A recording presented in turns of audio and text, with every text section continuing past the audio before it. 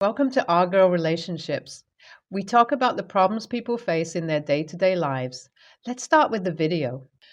I, female 21, have always known that my boyfriend, Ray, male 21, didn't have the best financial situation. We met in high school, and coming from an upper middle class family, I was the one buying him lunch, clothes, and some of the other stuff he needed for school and college. And a lot of the time, he repaid me for almost all of it too through the jobs he'd take. This made me believe that Ray was the one to keep his head held high and was very smart, hardworking. I always thought to myself he'd make it big when we graduated from high school, and it all sort of became true when he got into the same college as I was in through a scholarship. I was so proud of him the day I found out, and our relationship just became stronger from there onwards. Nothing really suspicious went on all these years. Ray's financial situation definitely got better, but of course, like I said, him being from an extremely underprivileged background, it was nowhere close to the financial stability I had, and one that my family expected. That is where the problem first started. My family didn't like the fact that Ray wasn't from the same financial background as we were. Growing up, that's how my family had always been. They always taught me to be around kids who were equal to me or more than me rather than someone who was less than. Being the youngest and a rebel, I did the complete opposite. I hung out with all and everyone I possibly could, the rich, the poor, the upper class, the middle class. How much someone had in their pocket didn't matter to me. All that mattered was how much love someone had in their heart. That is exactly why I had fallen in love with Ray, and I always knew my parents wouldn't like the fact that I dated Ray, so of course, the day I introduced him to my family over Christmas dinner, during the first year of undergraduate school, the interrogation began. They questioned Ray about everything, and by the end of it all, poor Ray was left feeling awkward and unwanted, and my family was set on their opinion that they absolutely hated Ray. That day, I decided that I wanted to keep my distance with them. But of course, you know how it is with family. I couldn't go completely out of contact with them. I spoke to them here and there, met them at important family gatherings where Ray would be present too. They treated him cordially and honestly for the time being. That was more than enough for me. Years passed this way. Ray and I graduated from undergrad college and have embarked on our journey of living like adults. It's definitely not been an easy one. Both Ray and I, being freshers, we don't get paid very much, so when our anniversary came around, I didn't expect Ray to get me a huge gift because I couldn't get him anything either. So you guys can only imagine how shocked I was when he did not only take me out for a beautiful date night, but also proposed to me with a gorgeous ring, which looked very expensive and very familiar. I said yes to the proposal, of course, but I immediately had questions about the ring. So I started asking him about it the day after the proposal. My interrogation was met with avoidance, denial, and then annoyance. Ray's reaction was very unlike him, and I started to get very suspicious. We argued, and under a state of anger, I gave him back the ring and drove myself to my parents' place because my mom had invited me over for dinner. Well, I get there, and my mom notices the upset look on my face and starts asking me about it. I couldn't really hold it inside myself, so I pulled out my phone, showed her a picture of the ring, and told her everything that went down. The look on my mom's face, as if she had seen a ghost, told me that something very wrong had happened. She didn't say a word after that. She seemed like she was in an absolute rush. She just pulled out her phone and called up my older sister, Emma, and I felt my heart falling in my stomach as my mom uttered the words, "We found your ring." It immediately clicked to me. The ring that belonged to my sister Emma, who too had gotten engaged a couple of weeks ago. Ray and I were invited to the engagement party. I immediately figured out where he stole the ring from. I began crying from that point because I was truly disgusted at what Ray did. I started calling him and blowing up his phone because I knew my family, who already had so much hate for him, wouldn't leave him and things wouldn't end well for him. I kept calling and he went completely MIA. I knew I couldn't do much except for calling. So I just left everything on his luck from there onwards because my mom called the cops on him, who didn't take long to get a hold of him. Now, Ray and his family are blaming me and my family for what they did because apparently Ray was just trying to do a nice thing for me, but I'm not so sure of that anymore. So, what should my next step be here? AITA? A lot has happened since I made my last post. I'm not sure if I'll be able to fit all of it in this one update, so I'll surely be making a second update for everything that has been happening. Well, the cops arrested Ray from his workplace. Things aren't looking too well for him. I'm still being bombarded with texts from him and his family, pressuring me to get my family to not press charges. Unfortunately, though, as much as I want to do that, I can't. I know what Ray did was very wrong, even if it was a one-off situation. My parents haven't been saying much, so hasn't my sister. Everything just feels quiet, scary, and heartbreaking, mainly because I feel terrible about the fact that Ray sort of just proved whatever my parents had said, thought about him. I know they're very disappointed in me and my choice, and so am I.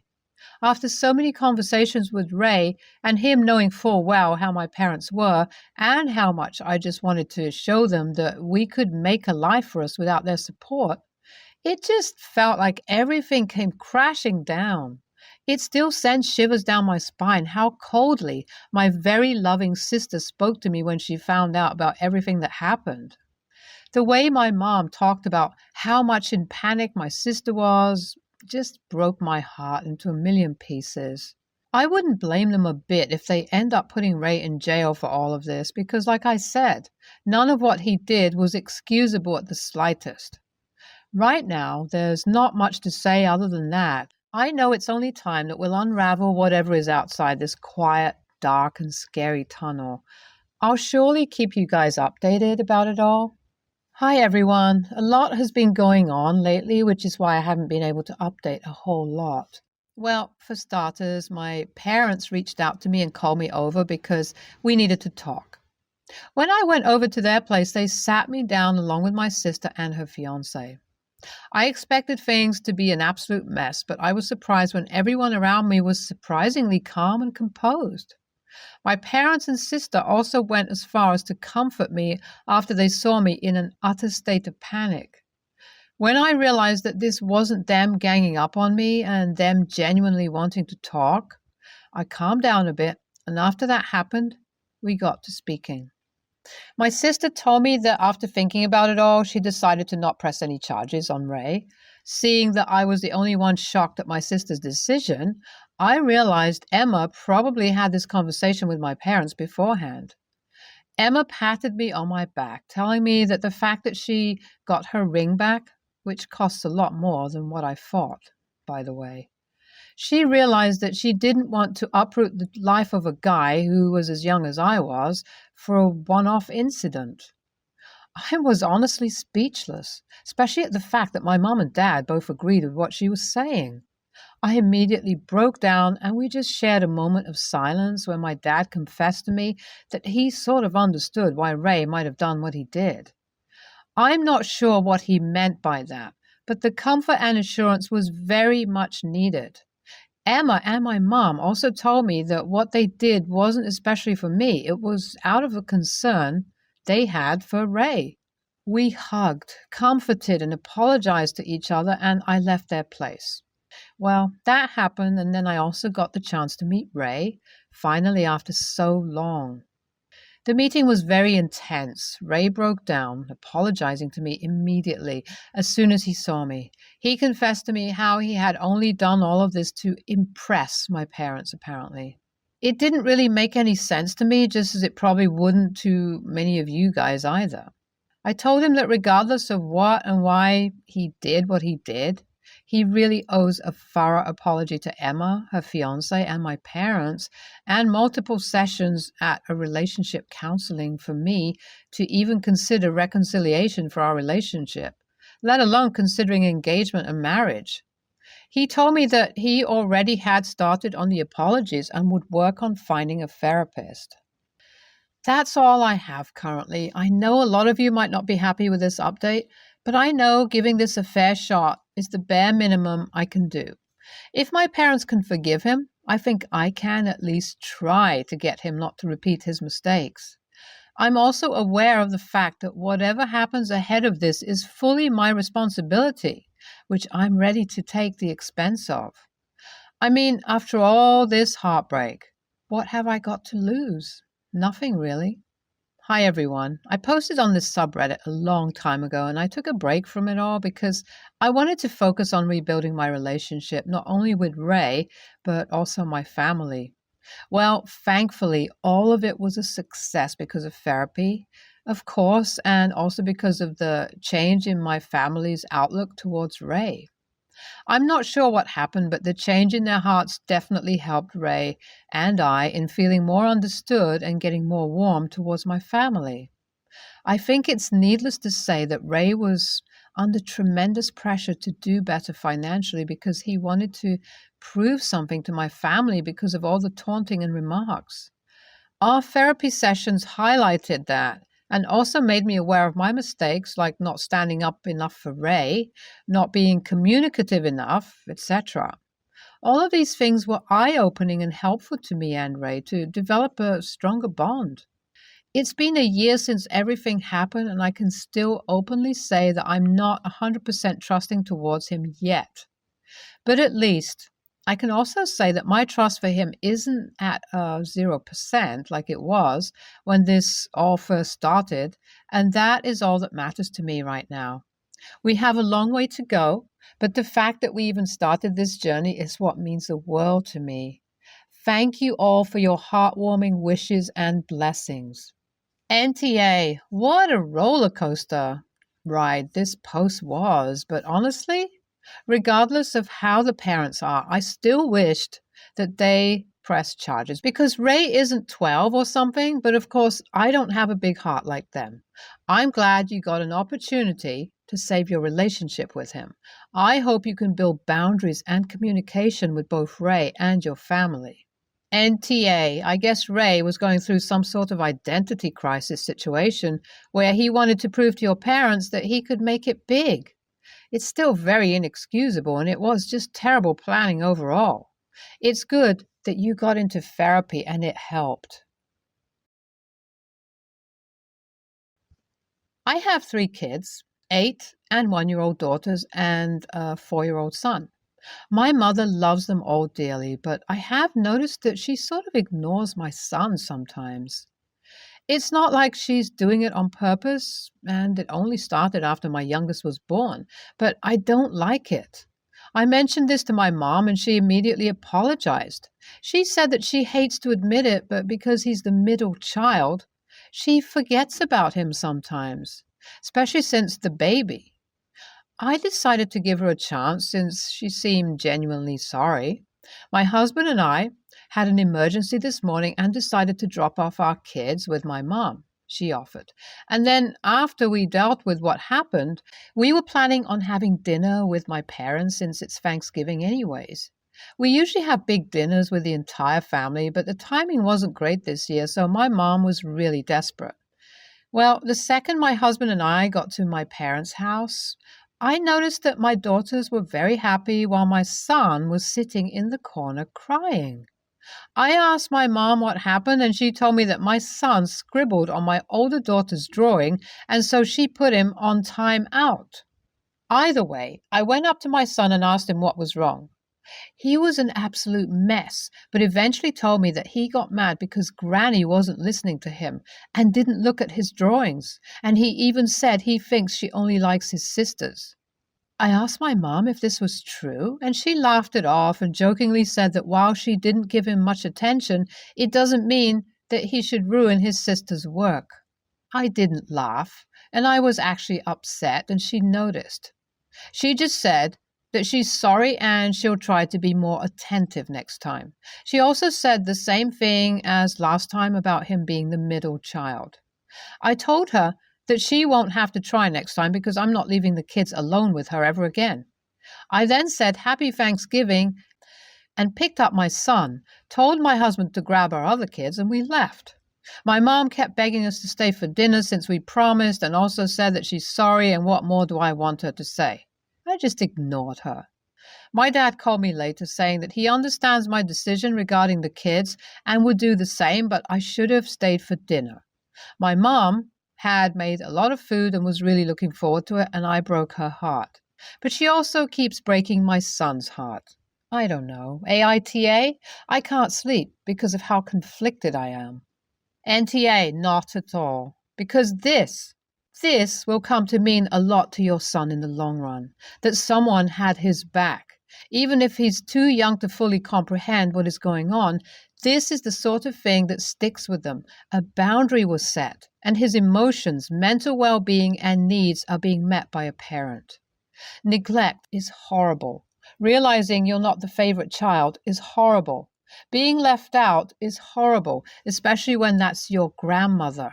Trust me, this is a core memory in the making, something that will stick, especially if repeated.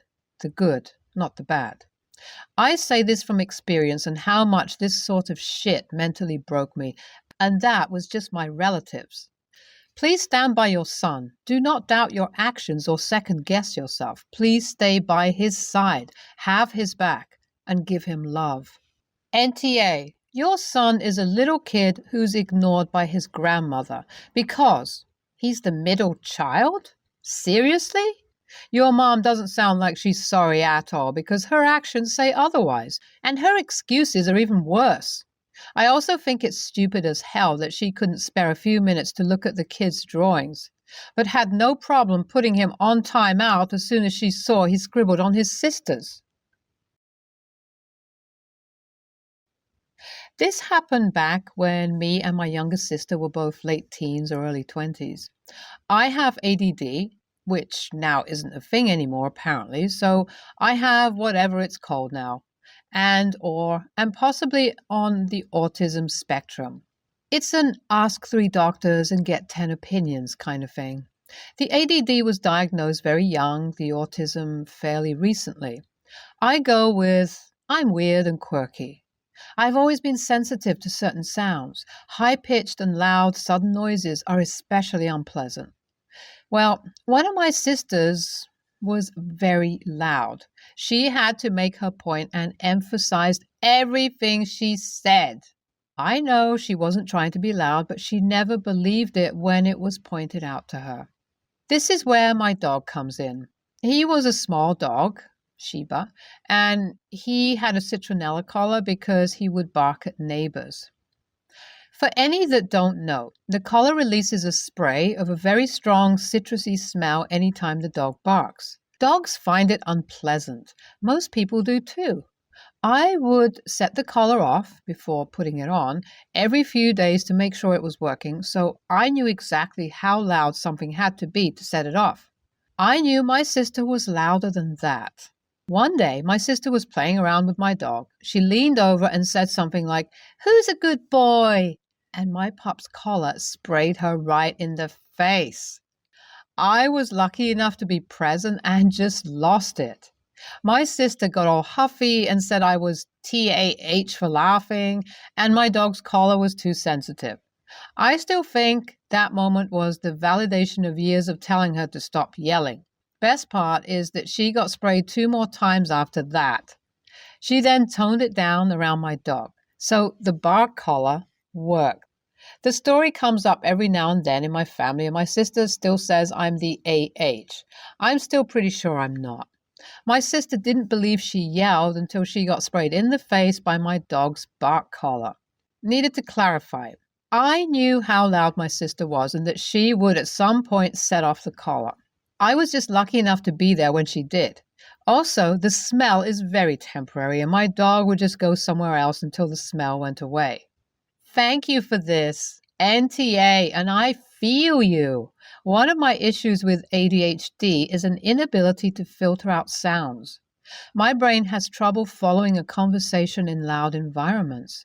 For example, because I can't distinguish the important stimulus, example, my companion's voice, from other stimuli in the same decibel range, example, people talking at the next table, music, dogs barking, etc. And if there's a loud person, it's all I can hear. Much like those who snore, it's the loudest who never believe they are loud. It's hilarious, and I wish it would happen to every loud person I know.